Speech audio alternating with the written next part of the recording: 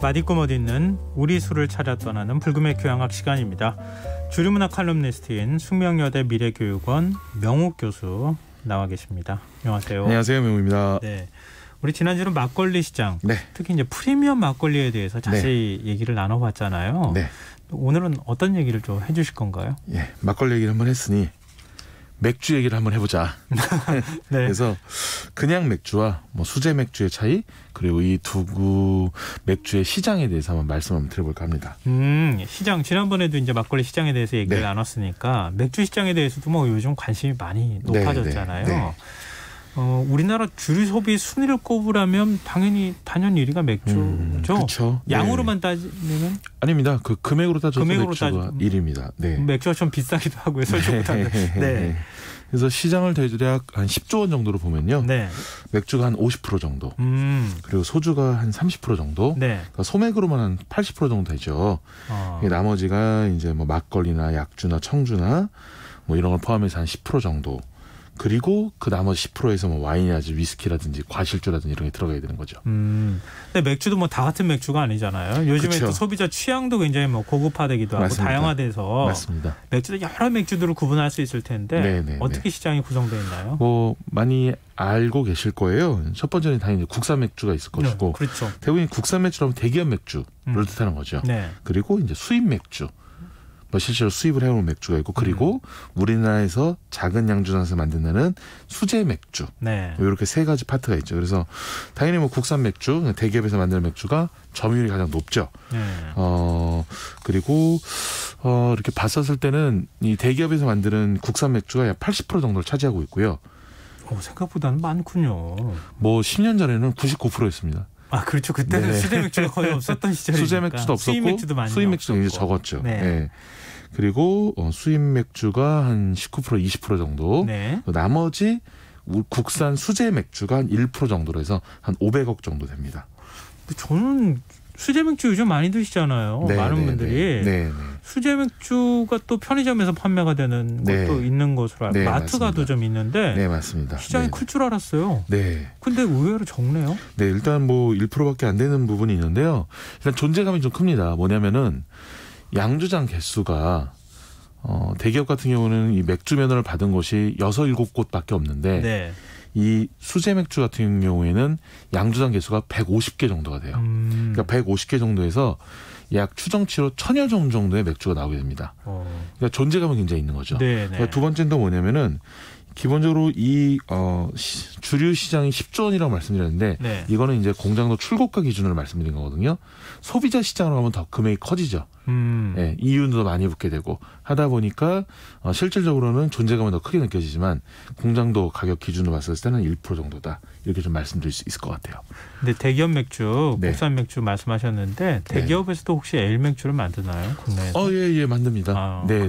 보통 라거 맥주 많이. 라거를 많이 만들죠. 그 전 세계적으로도 90% 이상이 라거 맥주고요. 그리고 이제 에일 맥주라고 해서 과실량이 풍부한 그런 느낌의 맥주는 전 세계적으로 조금밖에 안 만드는데 이 에일 맥주, 과실량이 풍부한 맥주를 만들면 어떤 일이 일어나냐면 맛은 굉장히 좋은데 네. 음식하고 매칭하기 되게 어려워요. 그러니까 향이 있어서. 그렇죠. 꽃향이 네. 나고 과일향이 나는데 네. 그렇다면은 내가 지금 같이 먹을 음식과 매칭이 굉장히 세밀하게 붙어야 되거든요. 그 궁합이 굉장히 세밀해야 되는데 실은 그걸 잘 못하다 보니까 처음에 한 잔 마시고 그 다음에 일반 뭐 대기업 맥주 마시고 나중엔 다시 또 에일 맥주라는 그 과실량이 나는 맥주를 마시고 하다 보니까 좀 어려운 부분들이 좀 있죠. 그렇군요. 네. 근데 지금 이제 수제 맥주 얘기하다가 잠깐 네네. 이제 다른 얘기를 했는데 수제 맥주가 점유율은 작지만 성장세로 따지면은 네. 좀 커가는 시장 아닌가요? 커가는 시장이긴 한데요. 네. 정말 극히 일부 업체만 커가고 있습니다.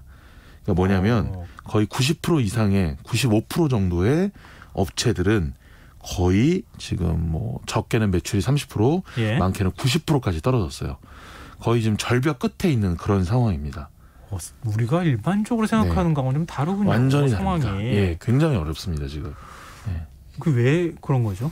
그러니까 일반적으로 우리가 이제 수제 맥주가 많이 이제 활성화되고 많이 판다라고 생각하는 부분이 뭐냐면은 일본 맥주가 이제 우리가 불매운동을 하면서 불매운동을 하면서 소비가 거의 안 되죠. 그렇죠. 그 편의점이나 마트의 빈자리에 수제 맥주가 들어갔단 말이에요. 예. 네, 그러면서 그 맥주가 종가세에서 종량세로 바뀌면서 네. 수제 맥주 가격이 좀 내려갔습니다. 네. 그러면서 4캔에 10,000원 할 수 있게끔 되었는데 그래서 많이 좀 팔리게 되었는데 예. 문제는 뭐냐면 이렇게 캔 시설을 가지고 있는 수제 맥주 업체들은 나름의 중견인 거예요. 좀 규모가 있는 곳이에요. 규모가 있는 것입니다. 투자도 굉장히 많이 들어간 거예요. 그러니까 기반 시설이 굉장히 튼실한 곳이고 실은 뭐 자본금이 굉장히 큰 곳이죠. 수제 맥주라고 말씀드리긴 좀 애매한 부분이 있습니다. 그냥 중견기업 맥주 또는 중소기업 맥주인 거예요. 근데 그런 캔 시설을 가지고 있지 않은 기반 시설이 없는 이 정말로 수제 맥주 양조장들은 지금 완전히 정말 아사 직전에 있다. 이렇게 말씀드려도 과언이 아닐 것 같아요. 네. 더군다나 지금 코로나19 상황에서 그런 맥주를 판매할 판매처라고 할 만한 식당이나 이런 것들이 매출액이 떨어지고 있으니까. 맞습니다. 뭐 더군다나 코로나 때문에 특히 더 그런 것도 있고요. 뭐 특히 이제 이 코로나가 어떤 상권에 대해서 가장 심한 충격을 줬냐면 이 이태원. 네네. 또 경리단길 이쪽이었거든요. 근데 실은 수제 맥주 자체가 이태원이나 경리단길 이 시장을 통해 성장을 했어요. 그쪽에 수제 맥주를 판매하는 곳들이 그렇죠. 있었으니까. 여기서 수제 맥주를 굉장히 트렌디하게 처음에 많이 팔았죠. 그래서 이태원 하면 수제 맥주의 약간 메카 같은 그런 느낌이 있었는데 지금 뭐 사람들이 오지도 않고 또 팔 수도 없으니 정말 너무너무 힘든 상황에 처해 있는 게 지금 수제 맥주입니다. 우리 일전에 혼술 시장 커지고 있다는 얘기를 해주셨잖아요. 네. 그런데도 그런가요? 이렇게 혼술하거나 이런 분들은 집에서 이렇게 이런 수제 맥주를 좀 소비할 수 있는 그런 게 되면 참 좋겠는데. 맞습니다. 그래서 지금의 코로나 시대에 있어서는 홈술이나 혼술이 시장이 커지고 있는 건 확실한데 이게 문제는 뭐냐면은 홈술을 하든 보통 어디서 제일 구매를 많이 하느냐. 첫 번째는 소매점에서 구입을 많이 합니다. 그죠? 대표적인 편의점이겠죠. 그렇죠. 마트라든지 또는 그다음에 뭐가 있냐? 비대면. 온라인으로 구매를 하는 거거든요. 그래서 온라인으로 구매해서 집에서 뭐 가족들과 같이 즐기거나 내가 즐기거나 하는 건데 문제는 이 수제 맥주가 인터넷으로 판매하지도 않고 구매할 수도 없습니다. 우리 전통주는 인터넷으로 구매할 수 있잖아요. 네, 전통주는 할 수 있죠. 근데 수제 맥주는 안 돼요. 왜 안 되는 거예요? 네, 왜 안 되냐면 일단은 수제 맥주 자체가 국산 농산물을 이용하는 비율이 굉장히 낮습니다. 대부분 다 수입한 밀이나 뭐 이런 걸로 하니까. 맞습니다. 근데 왜 외국의 보리라든지 외국의 그 호비라든지 이런 원료를 써야 되냐면 대한민국의 맥주 보리 사업은 이미 사장이 돼버린 상태인 거예요. 지금 재배하는 것도 거의 없다는 얘기죠. 그러다 보면 원료를 수입해 오는데 호주라든지 미국에 수입을 해오는데 이게 원래부터 이러진 않았거든요. 원래 재배를 했었는데 80년대 90년대 하더라도 그 맥주용 보리를 재배했고요. 그리고 맥주에 들어간 홉도 다 재배를 했습니다. 근데 다 사라진 거예요. 이게 일반적으로 우리가 얘기하는 보리하고 좀 다른 거죠? 네, 뭐 맥주용 보리긴 한데 그래도 만들 수는 있습니다. 만들 수 있는데 이게 이제 우루과이 라운드 협상을 통해서 쌀을 빼놓고 다른 농산물 다 개방했잖아요. 그때 이후로 수지타산이 안 맞는다 그러고 없애버린 거예요. 그게 또 그렇게 연결이 되는 거죠. 그러다 보니까 쉽게 해서 수제 맥주 양조장 업체들이 우리 국산 메가를 가지고 하고 싶다 하더라도 구매하기나 이런 게 되게 좀 어려운 상황입니다. 그럼 만약에 계약 재배를 해요. 그다음에 보리나 홉을 계약 재배한 다음에 그걸로 맥주를 만들어요. 그럼 인터넷으로 판매할 수 있는 겁니까? 그래도 안 됩니다. 왜요? 왜냐면은 지금 우리가 지역 특산주라 그래서 한국 와인이라든지 뭐 우리 그 지역의 농산물로 빚은 브랜디 같은 것들은 그렇죠. 지역 특산주라 이름으로 인터넷 판매가 가능한데 맥주는 이 지역 특산주에 들어갈 수도 없어요. 왜? 아니 우리나라에서 재배해서 해도 안 됩니다. 안 되는 해도 거예요? 그러니까 맥주란 주종 자체가 지역 특산주 안에 범위에 있지 않다 보니까 아무리 지역의 메가나 보리로 만든다 하더라도 지역 특산주로 들어갈 수 있는 가능성이 전혀 없습니다. 지금의 법률상에서는.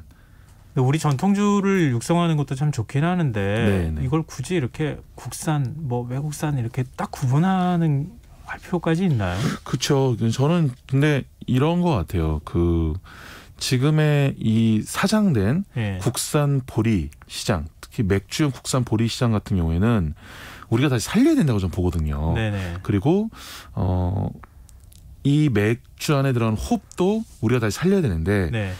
이렇게 작은 규모의 양조장들이 쓰기 시작하면 언젠간 대기업도 바뀔 수 있거든요. 그렇죠. 네. 근데 맥주 시장 자체가 다양화될 수 있다는 맞습니다. 거잖아요. 근데 그 시장 자체가 굉장히 없는 거예요, 지금. 예. 근데 지금 같은 경우는 실질적으로 그냥 실험적으로 진행하는 것들이 있어요. 그 양조장 중에서 실험적으로 국산 지자체에서 네. 그 국산 보리 가지고 예. 맥주용 메가를 만들고는 있습니다. 이제 막 시작을 했어요. 네. 근데 문제가 뭐냐면 수입 맥주 같은 경우에는 이제 메가가 1kg에 1,000원 정도 한다면 네. 이 국산 같은 경우에는 한 2,000원, 3,000원 이렇게 돼요. 2배, 3배 더 비싼 거예요, 원가가. 그러면은 판매를 한다고 하면은 맥주 네. 가격이 올라가겠네요. 올라가겠죠. 그런데 이걸 인터넷으로 만약 팔 수 있으면 네. 실은 이 국산 농산물 갖고 만들었다는 것 자체가 예. 사회적 가치가 있는 거 아닙니까? 네. 그리고 우리 농산물이잖아요. 근데 실은 그걸 가지고 사회적 가치가 있다, 의미가 있다 그래서 네. 사주는 밀레니얼 세대라든지 예. 의식 있는 소비자들이 있어요. 근데 네네. 그 연결고리조차 지금 막혀 있는 상태다 보니까 어떻게 할 수 있는 방법이 지금 없습니다. 그러니까 편의점에 들어갈 수 없는 정말 작은 수제 양조장, 맥주 양조장들은 지금 거의 판매처가 거의 제로에 가깝게 되어버린 상황이죠.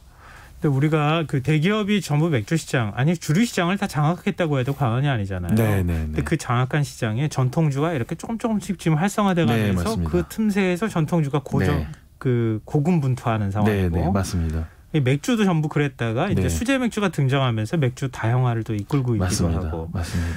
근데 그러면 이 뭔가 좀 이렇게 규제를 푼다거나 네. 그러면서 이 변화하는 소비자의 취향에 좀 맞춰줄 필요도 있지 않을까요? 맞습니다. 어쨌든 이 수제 맥주라는 것 자체가 많이 마시거나 취하기 위해서 마시다기보다는 맛을 음미하기 위해서 마시는 거잖아요. 네. 또 어떻게 보면 이 수제 맥주 자체가 하나의 문화를 우리가 향유하기 위해서 우리가 마시는 건데 이 바탕이 국산 원재료가 되지 않으면은 실은 의미도 퇴색하거든요. 그러니까 정말로 살리기 위해서는 국산 재료를 사용할 수 있게끔 제도를 만들어줘야 되는 거죠. 근데 이 한 청취자분께서 네. 언제는 신토불이라면서요 이렇게 또 얘기해 주셨는데 지금 명욱 교수님이 이 전통주의 전도사잖아요. 네. 근데 우리가 그 동안에 이제 전통주를 좀 더 많이 활성화시켜야 됩니다 이런 얘기를 방송에서 많이 하고 그랬는데 그러면은 꼭 굳이 맥주까지 우리가 이렇게 해야 됩니까? 이렇게 생각하는 반론도 있을 수 있을 것 같거든요. 저는 그 술의 근본은 농업이라고 생각합니다. 농업이 근간이 된다면 저는 모든 술은 다 좋다고 생각을 합니다. 그래서 한국 와인도 굉장히 중요한 거고 한국에서 만드는 다양한 브랜디나 이런 것도 중요한 거죠. 그 근간이 우리나라 농산물이라면. 어차피 우리나라 소주도 우리가 일본에 전례를 해주기도 했고요. 또 우리가 그 소주 기술을 몽골이라든지 이런 데서 받아들였거든요. 그러니까 문화는 누군가가 가지고 있는 그 한 국가의 것이 아니기 때문에 공유라는 거잖아요. 그런 차원에서는 우리 농산물 갖고 만들면은 그건 우리 거라고 저는 생각을 하는 사람입니다. 그러니까 우리 문화를 우리 것만 고집하는 것 자체가 오히려 우리의 폐쇄성을 키우는 일이기도 하잖아요. 그렇죠. 그러니까 어쨌든 근데 우리 농산물로 만들어야 된다. 네. 그러면은 지금 이제 우리가 맥주 얘기하는데 특히 수제 맥주 앞으로 좀 이렇게 활성화시킬 방법이 뭐가 있을까요? 일단은 뭐 당연히 이제 국산 메가를 사용하는 경우에는 인터넷 판매를 할 수 있게끔 좀 허용을 하는 게 좋다.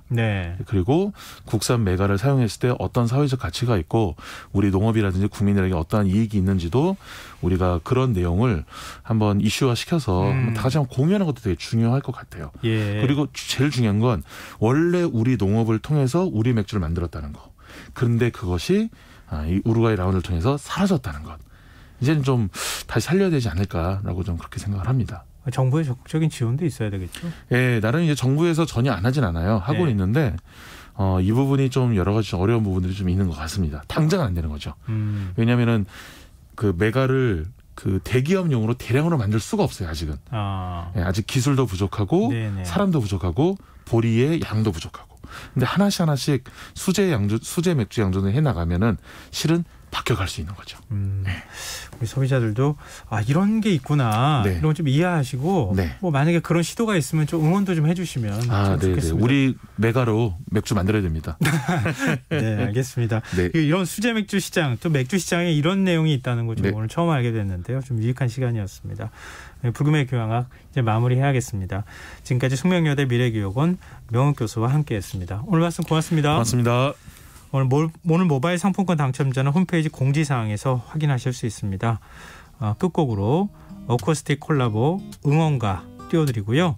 이번 주 순서 저는 모두 마무리하도록 하겠습니다. 전 월요일 밤 다시 찾아뵙겠습니다. 편안한 밤 되십시오.